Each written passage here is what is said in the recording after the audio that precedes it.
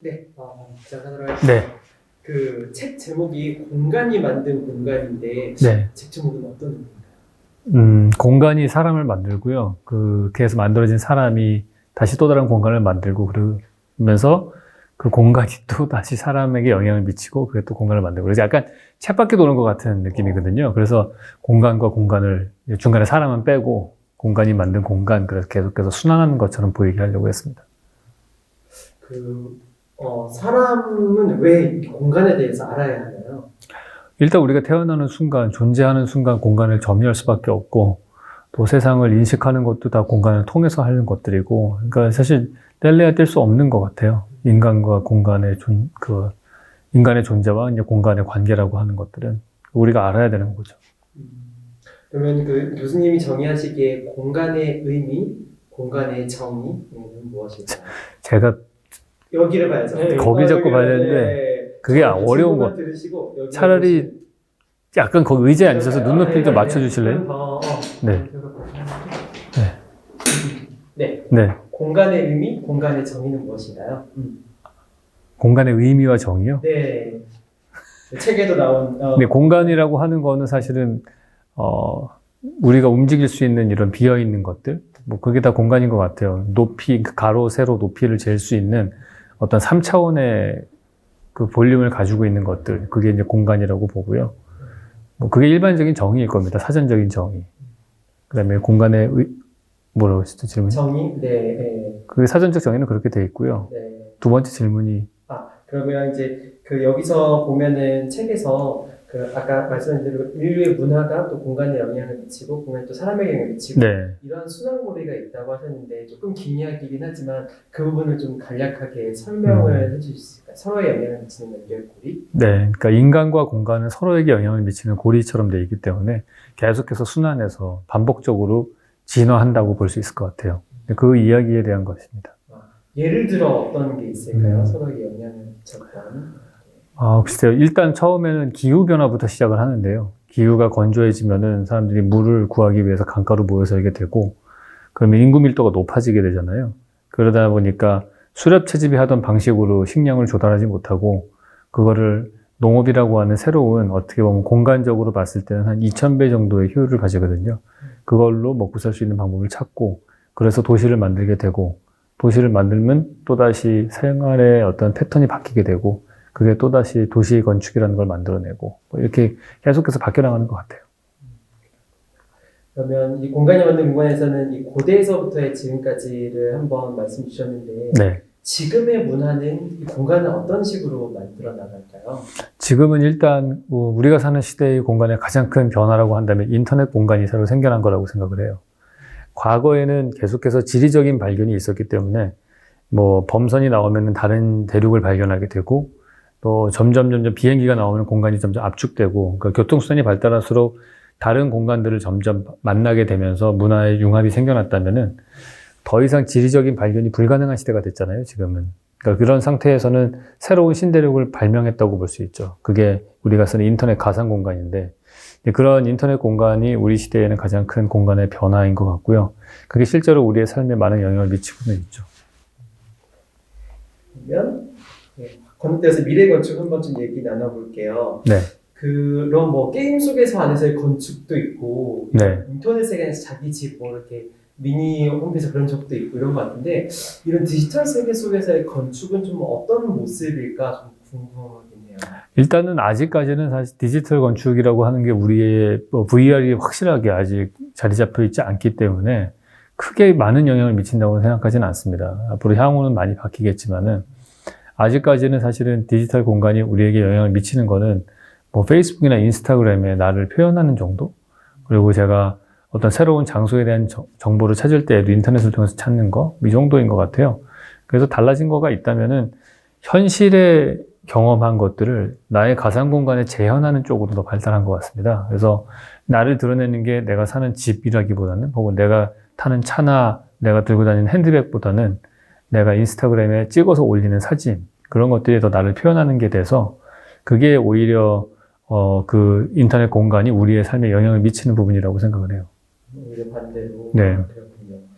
그 기술의 발전과 또 건축 한번 얘기를 해보고 싶은데 네. 집은 뭐 스마트홈이라서 다 연결되고 이런 것들에 대해서 많이들 얘기를 하고 듣는 편인데 네. 기술의 발전이 건축물에는 어떠한 영향을 미칠까? 뭐 빛이 뭐 열리는 뭐 어떻게 될까 좀 궁금하긴 하거든요. 그런 거는 좀 사실상 20세기에 들어서 엘리베이터라든지 아니면 철근 콘크리트나 강철 구조라든지 이런 재료와 기술의 혁신 이후에는 그닥 변화가 없었어요, 지금까지는. 근데 앞으로 제일 기대가 되는 기술적 변화라고 하면 일단 두 가지를 꼽는데요. 하나는 3D 프린터가 일단 기대되는 기술인 것 같고요.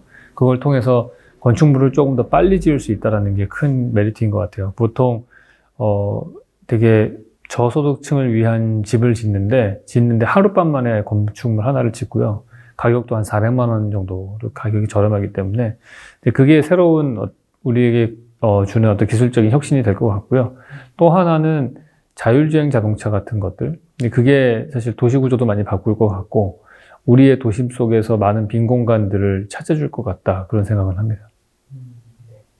기술에 대한 걸로 한번 또 말씀드려봤고 이런 자본주의 사회에서의 건축물이 이런 용적률 싸움이나 수익률 싸움에서 네. 획일화나 고층화에서 약간 어느 일정한 패턴의 방향으로 가고 있는 것 같은데 네. 이러한 좀 폐해랑 이걸 좀 구원할 수 있는 방법 네, 이런 게 좀 있을까요? 그거를 구원할 수 있는 방법은 사실 우리의 안목을 높이는 수밖에 없는 것 같아요. 그거를 지금 같은 자본주의 사회에서 제공하는 사람들이 그거를 좋게 만들어서 제공을 하면은 그거는 분명히 가격이 되게 비쌀 거고요. 사실은 우리가 계속해서 그런 대량 생산에서 나오는 획일화된 것들을 수용하는 한에서는 공급하는 사람들이 그걸 멈추지는 않을 겁니다. 그게 훨씬 가격이 싸기 때문에 우리의 안목을 키워가는 수밖에 없다는 생각이 들어요. 수요자의 의식 네. 수준이 그래서 소비자가 바뀌어야지 결국에는 공급자들도 바뀔 거지 공급자가 먼저 바뀔 경우는 거의 없거든요. 그러니까 그게 좀 필요할 것 같아요. 전에 인터뷰 저희 할 때도 같이 얘기해 주셨는데 그 미래에 인간은 건축이 필요할까? 뭐 공유주택, 뭐 공유 오피스 뭐 이런 네. 것들과 같이 연결되어 있는 것 같은데 인간은 건축이 필요할까? 당연히 필요하죠. 왜냐하면 인간은 몸을 갖고 있는 존재이기 때문에 항상 우리가 그 부분에 잊어서는 안 되는 것 같아요. 자꾸 인간에 대해서 설명을 할 때 정신적인 부분이라든지 동물과 다른 부분에 대해서 많이 초점을 맞춰서 얘기를 나누시는데 실제로 인간은 어떻게 보면 맨 첫 번째 특징은 동물이라는 점이거든요. 신체를 갖고 있다는 점이고 그럼 신체를 갖고 있는 동물은 당연히 집이 필요할 것이고 계속해서 어떻게든 그 존재를 유지하기 위해서는 생체적인 것들을 보완을 해줘야 만족시켜줘야 되기 때문에 집은 당연히 필요할 거라고 생각을 해요. 그래서 그 부분이 많이 우리가 간과하는 부분인 것 같아요.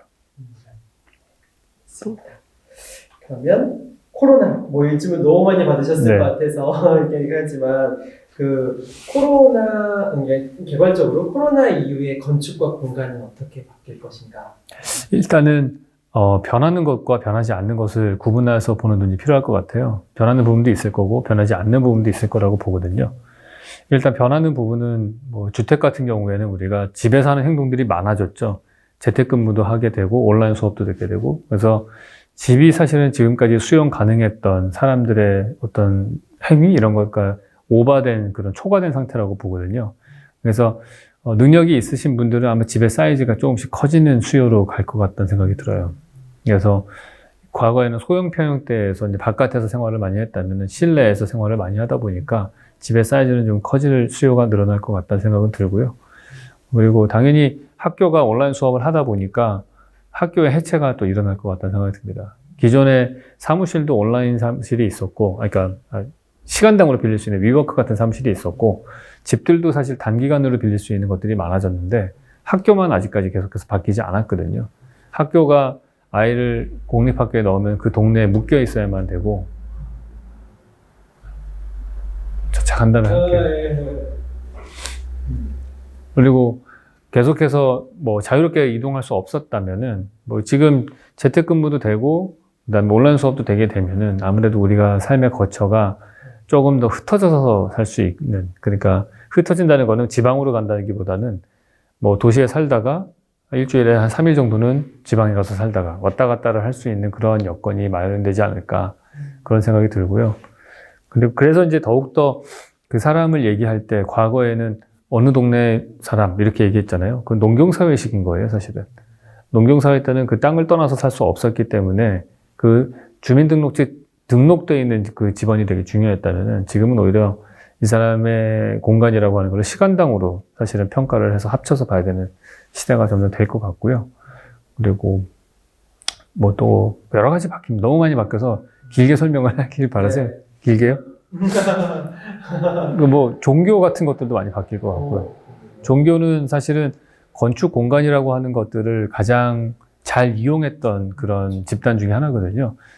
특히 이제 기독교 같은 경우에는 일주일에 한 번 시간을 정해서 같은 장소에 모여서 실내 공간에서 예배를 드리게 하잖아요. 그게 사실은 그 모여있게 한다는 것 자체가 큰 권력을 창출하는 거죠. 그래서 특히 예배당에 가게 되면은 긴 의자가 있잖아요. 긴 의자에 한 10명쯤 앉는데 그러면 양쪽 끝에 있는 사람 빼고 가운데 8명은 못 일어나거든요. 예배 시간에. 그러니까 앞을 봐야 되는 상황이고. 그러면 앞에 있는 사람이 권력을 가지게 됩니다. 그래서 근데 그게 이제 온라인으로 예배를 드리게 되면은 그런 부분들이 많이 와해가 될 수 있는 거죠. 그래서 코로나 사태가 신천지 예배당에서 생겨날 수밖에 없었던 필연적인 이유가 거기 있어요. 그런 종교 집단, 신흥 종교 집단들은 어떻게 해서든지 공간을 이용해서 자기들의 권력을 더 증강시켜야 되기 때문에 예배를 집에서 드릴 수가 없는 거죠. 그래서 신천지 예배의 모습을 보시면 중간에 복도가 없어요. 밖에 나갈 수가 없게끔. 그래서 한 방향을 보게 아주 밀도 높게끔 자리 배치를 합니다. 근데 전염병 같은 게 돌게 되면은 그런 일을 못하게 되기 때문에 종교 권력들이 많이 와해가 돼서 역사 속에서 보시면은 흑사병이 돌았을 때 중세 시대가 끝나고 르네상스가 시작이 됐거든요. 그래서 그게 많이 계속 지속적으로 된다면은 종교 측에서 상당히 많은 그 변화가 있을 것 같다라는 생각이 듭니다. 네. 근데 건축물이 화려함이나 이제 웅장함 이런 게 사실은 종교 네. 건축물에서 비롯된 경우도 많았고 많은 오프라인 공간의 화려함도 건축물 화려함도 이제 그런 데서 비롯되는 것 같긴 하거든요. 그렇죠. 근데 그러면 이게 해체되면 해체될수록 이 건축의 중요성이나 이런 게 뭐 이게 약간 포커스가 좀 많이 줄어들고 형태가 바뀌고 건축물 자체도 많이 바뀔 수 있을 것 같은데 그거는 좀 어떻게 생각하세요? 저는 새로운 형태의 건축이 또다시 바뀌겠죠. 그러니까 그게 뭐 예를 들어서 과거에 그런 화려한 성당이 있었다면은 현대는 사실은 그런 성당보다는 대기업 사옥들이 더 화려하잖아요. 그러니까 돈이나 권력을 잡는 집단들 혹은 어떤 그게 개인이 될 수도 있고 아니면 뭐 가족이 될 수도 있고 누가 됐든지 간에 그 사람들은 어떻게든 그 공간을 만드는 경향들이 생기거든요. 그래서 아마 새로운 빌딩 타입이 나올 수도 있고요. 혹은 뭐 새로운 형태의 뭐가 발명이 되겠죠. 이제 그게 제가 말하는 이제 사람이 바뀌면은 사회가 바뀌고 그러면 새로운 공간이 만들어진다는 얘기입니다. 그리고 그 공간이 만들어지면은 다시 사람에게 영향을 미치게 되고 새로운 것들이 나올 거라고 봐요. 그 공간적인 측면에서 보면 저희 교수님 이제 JMC 같이 할 때만 해도 공유 공간이 굉장히 핫할 때였었고 네. 지금은 이제 또 개인화 이런 흐름이 또 가고 있어서 이게 어디가 맞을까 이런 것도 많을 것 같아요. 이게 당연히 건축물이나 공간에도 많이 영향을 미칠 것 같은데 네. 좀 어떻게 보세요? 공유, 개인 이랬을 때는 뭐 그거는 사실은 변수가 너무 커서 일단 첫 번째는 이 코로나 같은 전염병들이 얼마나 자주 올 것이냐. 그게 또 하나의 변수인 것 같아요. 우리가 컨트롤할 수 있을 정도로 사실 이번 사태 같은 경우도 우한에서 중국이 투명하게 정보를 공개하고 거기서 최초의 제대로 봉쇄를 했으면은 이렇게 전 세계적으로 여파가 되지 않았을 거 아니에요. 그러니까 이런 것들이 이번에 교훈을 발판으로 해서 새로운 어떤 국제 공조 시스템이 만들어진다든지 하면은 전 세계 어느 지역에 전염병이 돌더라도 그게 국수적으로 해결될 수 있게끔 하는 시스템이 뭔가 새롭게 개발이 된다면 사실 지금 같은 그런 전 지구적인 셧다운 사례는 없지 않을까. 그렇다면 다시 공유경제가 힘을 받을 수 있을 거라고 보고요. 이게 계속해서 자주 나타나고 여기저기서 나타난다면은 아무래도 공유경제는 힘을 받기 어렵겠죠. 근데 뭐 그거는 사실 아무도 모르는 일인 거죠. 네. 그 건축물은 예전에는 이제 뭐 높이라든지 외관 디자인만 많이 봤는데 이제 코로나로 인해서 뭔가 방역이나 환기 이런 좀 네. 보이지 않는 부분도 굉장히 좀 중요해질 것 같은데 그런 부분은 좀 어떠세요? 저는 사실은 약간 회의적인 게 야외 공간에 대해서는 많이 수요가 늘어날 거로 보는데 우리가 뭐 환기나 이런 거에 대해서 어떤 기준을 만들기도 아직까지는 좀 되게 모호하고요. 우리가 아시겠지만은 탄소 배출량이 그렇게 많이 늘어나는데도 불구하고 친환경 에너지 설비에 대해서 돈 쓰는 건 되게 아까워해요. 직접적으로 나한테 몸에 와닿지 않기 때문에 그렇거든요. 그래서 그런 데다가 눈에 보이지 않는 위험을 위해서 돈을 쓰기보다는 오히려 당장에 눈앞에 있는 것에 더 돈을 많이 쓸 것 같다는 생각은 듭니다. 근데 이제 그것들, 당장에 우리가 가시적으로 효과를 볼 수 있는 것들은 뭐 테라스가 있는 공간이라든지 아니면 뭐 야외 공간을 가까운 곳에서 즐길 수 있는 공원들이 여기저기 도시 속에 만들어진다든지 그런 것들에 대한 요구와 뭐 정부의 대응은 있을 거라고 예상은 해요. 근데 눈에 보이지 않는 것들을 위해서 막 돈을 막 쏟아붓거나 그럴 것 같지는 않습니다. 야외 공간에 대한 접촉 네. 이런 게 크긴 하겠네요. 좋습니다. 그러면 뭐 처음에 유연성 얘기해봤고 한번 저희 또 기생충 또 이제 또 말씀 주셔가지고 네. 책에 있는 내용이기도 해서 한번 좀 여쭤볼게요. 왜 공간은 부와 권력의 상징이 되었나요? 인간의 본능인가요? 아니면 일단은 첫 번째로는 인간이 하는 행동 중에서 공간에다 돈을 쓰는 게 돈이 제일 많이 들어가는 일이거든요. 우리가 의식주가 있다면은 세 가지 중에서 주가 제일 많은 돈이 들어가잖아요. 여러분 한 달 버으시는 돈에서 제일 많은 돈이 들어가는 게 식보다는 아무래도 렌트비에 더 많이 들어가고 집을 사는데 돈이 들어가니까 그러니까 돈이 있는 사람들은 자연스럽게 자기 공간을 포장하게 되고요. 그리고 그걸 통해서 자기의 권력을 더 드러내는데 효과적이거든요. 사람을 보이지 않게 조종할 수가 있어요. 옷도 물론 사람을 조종하기도 하죠. 왜냐하면 되게 비싼 옷을 입었을 때 상대방이 나를 더 리스펙트하게 만든다든지 근데 그거를 가장 직접적으로 할 수 있는 방법 중에 하나가 공간이거든요. 그래서 높은 축대 위에 집을 세운다든지 아니면 들어갈 때 뭐 대문을 여러 개를 만들어서 들어가기 어렵게 만든다든지 뭐 더 넓은 최적의 공간을 소유하고 누릴 수 있게 한다든지 그런 걸 통해서 자기의 권력을 정량적으로 보여줄 수 있는 가장 좋은 방법이기 때문인 것 같아요. 우리가 먹는 거는 사실은 되게 비싼 음식을 먹긴 하지만 밥을 10그릇 먹을 수는 없잖아요. 한 그릇밖에 안 먹고.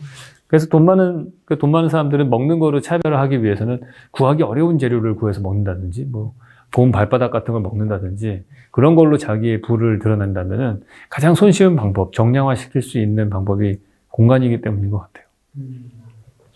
그러면 그 권력 있는 집, 부 있는 집은 높은 층에 산다. 네. 이거는 인간의 본능인가요? 문화인가요? 그거는 본능인 것 같아요. 왜냐하면은 높은 층에 올라가면은 두 가지 현상이 생기죠. 내가 높은 데 서 있으면은 다른 사람이 저를 올려다봐야 되는 거고, 많은 사람들의 시선을 한 곳에 모을 수 있다는 거는 권력을 얻는 거거든요. 그래서 우리가 9시 뉴스 앵커맨들이 파워를 가지는 거예요. 많은 사람들이 그 사람을 쳐다보기 때문에. 연예인들도 마찬가지고, TV에 올라오는 사람이 최고의 권력자고, 인스타그램에서 팔로워들이 많은 사람들이 권력자가 되는 것도 똑같은 원리입니다. 과거에는 그거를 어떤 식으로 이용했냐 하면 종교 지도자들이 높은 건물을 만들고 그 위에 1년에 한 번이나 몇 번씩 좋은 옷을 입고 올라갔어요. 그러면 그 사람들 다 우러러보게 되는 거죠. 두 번째는 그 사람은 모든 사람들을 내려다볼 수가 있거든요. 내가 원할 때만 다른 사람을 훔쳐볼 수 있는 상황이 돼요. 펜트하우스 같은 데 사시는 분들은 우리가 어떻게 사는지 거실에서 안 보이잖아요. 그 사람의 거실을 볼 수 없지만 펜트하우스에 사는 사람들은 내려다보면 모든 사람들을 다 자기보다 아래층에 사는 사람들의 거실을 다 볼 수가 있거든요. 그런 것들이 권력의 위계를 만들게 되는 거죠. 높이는 사실 어떻게 보면 계단이라고 하는 건축 장치가 나오면서부터 인간의 권력이 차등이 생기기 시작했다. 이렇게 볼 수 있습니다. 인간의 본능에 가까운 거긴 하네요. 네. 그러면 이제 그런 의미에서 뭐 펜트하우스나 뭐 이런 네. 높은 층에 대한 수요는 떨어지지 않을 것이고 이런 데의 가격은 계속 오를 것이다. 네. 높은 아파트들의 이런 전망에 대해서는 어떻게 생각하세요? 뭐 당연히 그럴 것 같습니다. 왜냐하면은 일단 높은 층으로 올라갈수록 내려다볼 수도 있지만은 지상에 있는 도로의 소음으로부터 자유로울 수도 있고요. 그다음에 자연차광도 훨씬 많이 받을 수 있고 상부에 있는 많은 공간, 우리가 높은 층에 올라가면 전망이 좋다 그런 얘기 하잖아요. 그러면은 뭐 이렇게 예를 들어서 여기서도 제가 뭐 30층짜리 빌딩에 올라가면은 뭐 남산, 북한산 쫙 다 보이잖아요. 그만큼의 공간을 제가 시각적으로 소유하게 되는 거거든요. 그렇기 때문에 어떻게 보면은 이 똑같이 사는 세상이지만은 저기 골목길 구석에 있는 사람들은 자기의 좁은 시야에 있는 공간만 소유할 수가 있잖아요. 올라가면은 다 탁 트인 공간을 소유하는 거죠. 시각적으로. 가장 손쉽게 공간을 내 걸로 만들 수 있는 방법이 올라가는 거기 때문에 그거는 계속해서 그 수요는 있을 것 같습니다. 그러한 상징이 기생충 영화에서 좀 상징하거나 묘사된 부분을 한번 좀 설명해 주세요. 일단은 높은 축대 위에 그 사람 집이 있고요. 맨 처음에 아르바이트 하러 과외하러 갔을 때 보면은 대문 열고 계단으로 올라가고 마당을 거쳐서 현관문을 열고 거실 들어간 다음에 뒷문 열고 그 다음에 그 뒤에 사모님이 계시거든요.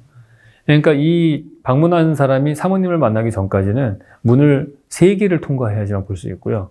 높이도 엄청나게 올라가야 돼요. 그러니까 그걸로 그 사람이 어떤 X축으로도 바뀌고 Y축으로, Z축으로도 바뀌죠. 그러면서 공간의 이격을 많이 시킴으로써 여러 가지 과정을 거치고 시간을 거치고 그러면서 뒤에 안쪽에 있는 사람이 더 많은 권력을 가진 사람이 되는 거고요. 그래서 우리가 이제 회장님 방 같은 경우도 뭐 여러 비서실을 거쳐서 가게 하는 거잖아요. 근데 반대로 이 가난한 반지하는 일단 낮죠. 그러니까 비가 내리는 장면이 있잖아요. 비가 내렸을 때 축대 위에 있는 집은 아무런 문제가 없지만 물은 밑으로 흘러내려가니까 그 반지하 집은 물에 잠기죠. 그러니까 자연재해에 항상 노출되어 있고 특히 우리나라 같은 쪽은 비가 많이 오는 지형이거든요. 유라시아 대륙의 동쪽이기 때문에 계절풍의 영향으로 몬순기후이기 때문에 비가 많이 내려요. 그래서 부의 상징은 축대 높이로 결정납니다. 그래서 예전에 조선시대 때에도 축대가 왕들은 3단으로 쌓을 수 있었고요. 건축 법규예요. 귀족들, 양반들은 2단만 쌓아야 되고 좀 가난한 사람들은 주춧돌만 놓고 건물을 짓고 그랬던 거거든요. 그러니까 물을 극복할 수 있느냐 이게 사실은 권력의 차등을 딱 보여주는 건축 양식이에요. 그게 그 기생충에서 비 오는 장면을 딱 보시면 아주 적나라하게 드러나죠. 그러면 좀 말씀 주시긴 했지만 이러한 인간의 욕망은 현대 건축을 좀 어떠한 방향으로 좀 진화시킬까요?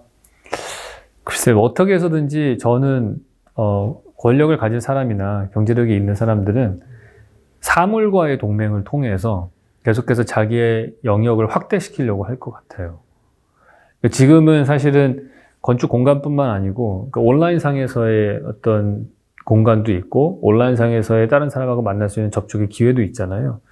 그래서 이 시대는 다른 대륙하고의 어떤 문화적인 융합이라기보다는 어떻게 보면은 가상 공간과의 융합이라든지 아니면은 다른 기계와의 동맹을 통해서 그걸 극단적으로 보여주는 거가 을지로의 그 힙한 가게들이죠.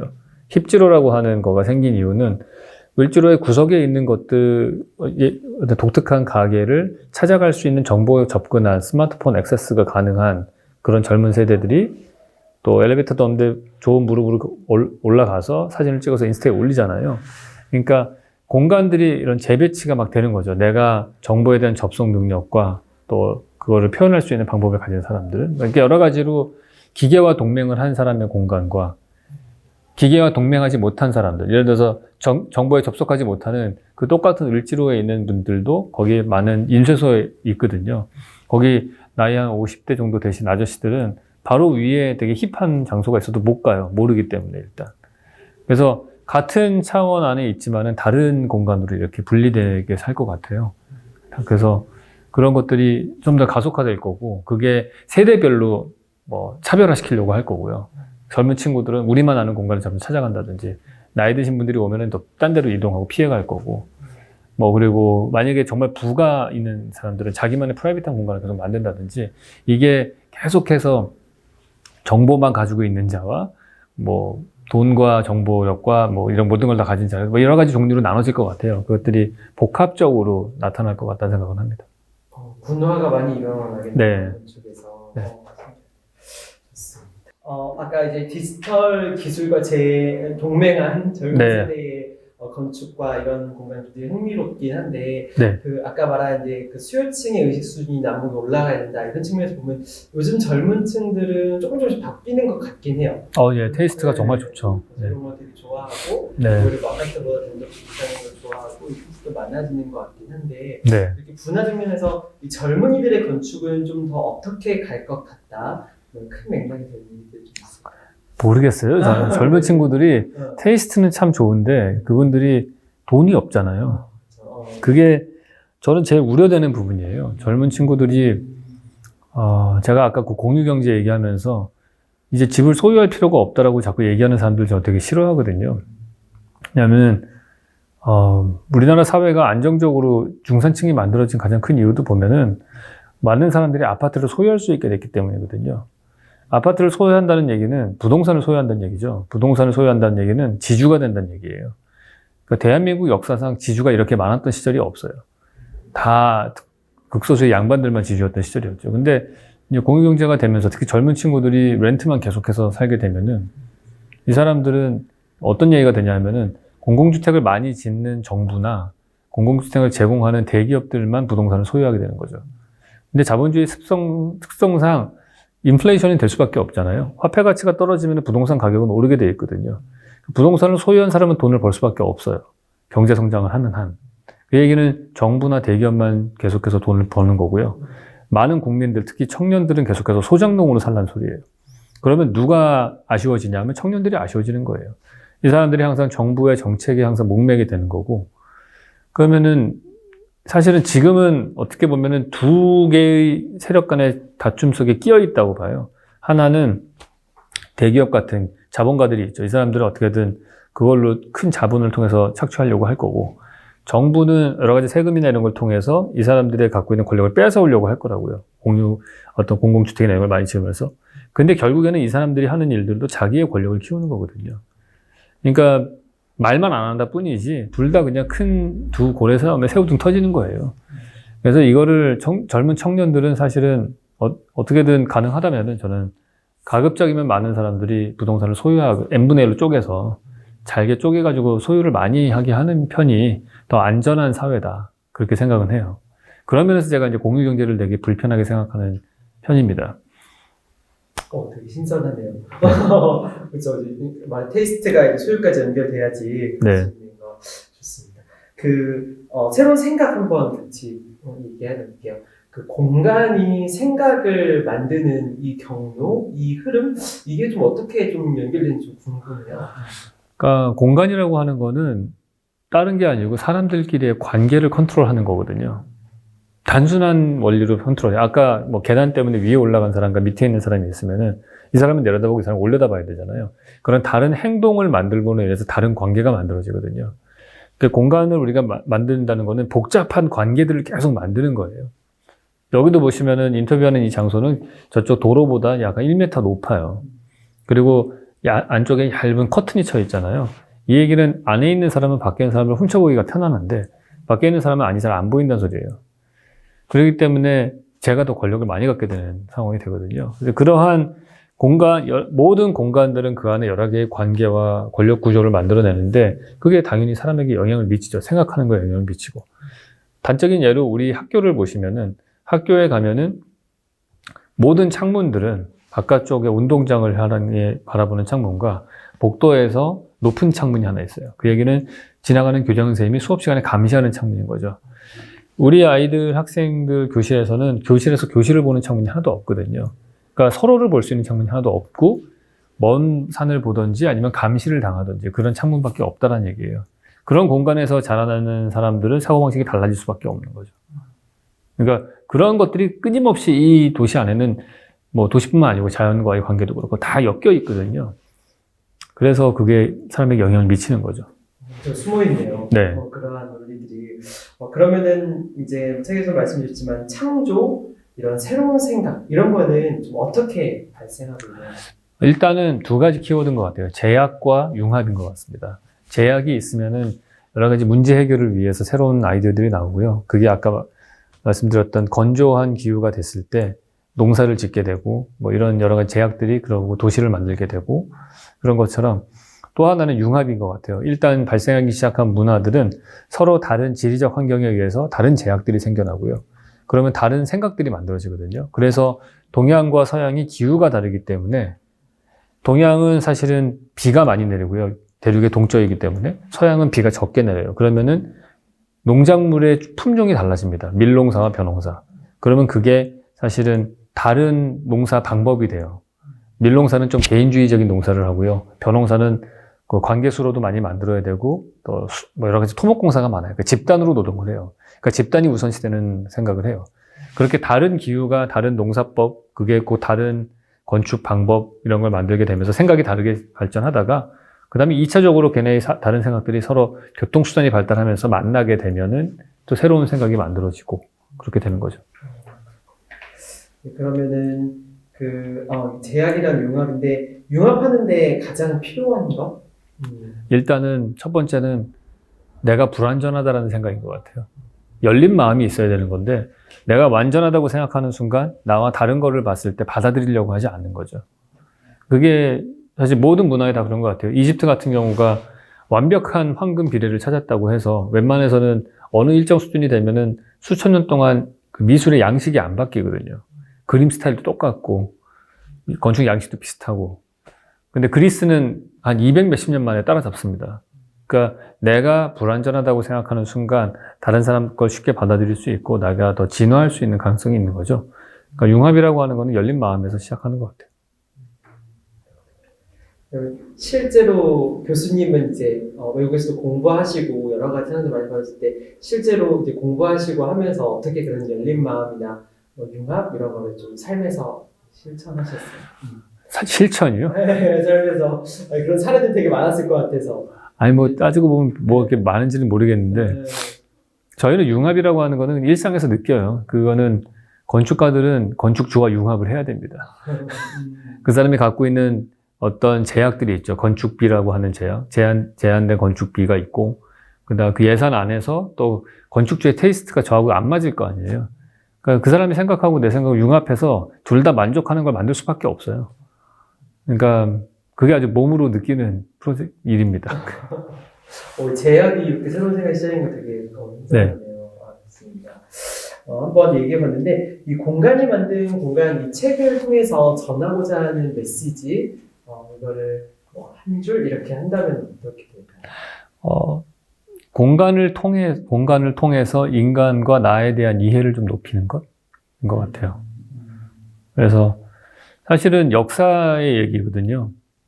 시간의 처음부터 시작해서 쭉 지금 현재까지의 어떤 통시적으로 얘기를 하는 건데 그 시간의 이야기를 하면서 말하고 싶었던 거는 과연 내가 왜 이런 사람이 되었는가?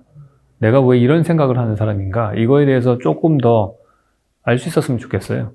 우리가 그러잖아요. 우리가 유전자 검사를 하면은 이 사람의 조상 때부터 했던 모든 것들이 기록이 다 있다고 하잖아요. 나는 의식하지 못하는데 얘 몇 대손 할머니가 뭐 어디서 피가 섞인 사람이 인도 피가 있고 뭐 이런 거 다 나온대요. 그래서 그런 모든 과거의 시간들의 기록들이 유전자에 각인되어 있는 건데 우리가 모를 뿐인 거죠. 그래서 이 책은 일종의 유전자를 해독해 놓은 것 같은 거라고 봐요. 그래서 동양과 서양이 왜 다른 생각을 하는지, 예를 들어서 왜 마스크를 서양 사람들은 안 쓰고 다니는지 이런 것들도 이 책을 읽어보시면 아마 이해가 좀 되실 겁니다. 그러면 마지막으로 이 책을 어떤 분들이 읽으셨으면 좋겠다? 모든 분이 읽어야 된다. 건축 교양적인 측면에서. 네, 그러니까 그냥 뭐라고 말씀드려야 되나? 총균세나 사피엔스를 재밌게 읽으신 분이라면은 저는 이 책은 아마 즐겁게 읽으실 수 있을 것 같습니다. 완전한 인간에 대한 이해. 네. 좋습니다. 여기까지. 네, 감사합니다. 네, 감사합니다. 감사합니다.